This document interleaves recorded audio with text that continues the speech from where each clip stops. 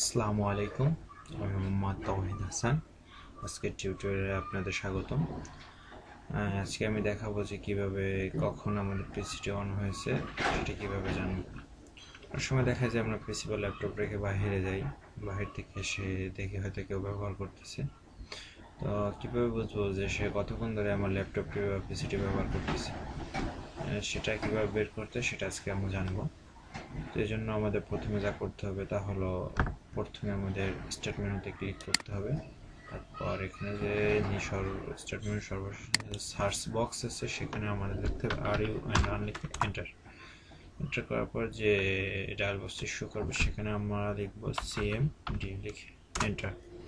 এখানে একটা window show করবে।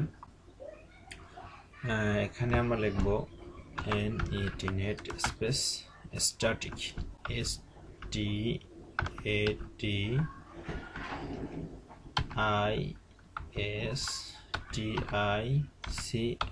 স্পেস ওয়ার্কস্টেশন WRKSTATION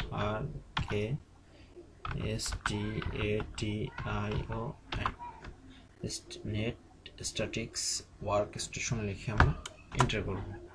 এন্টার করার পর এখানে যে একটা ইনফরমেশন শো করবে সেটি আমরা মাঝপথ একটু পরে নিই, তাহলে দেখতে পাবো যে আজকে আমার এই ল্যাপটপটি বা পিসিটি চালু করা হয়েছে এই যে 13 অক্টোবর 2015 10টা বেজে 56 মিনিট 8 সেকেন্ড এম মানে সকাল।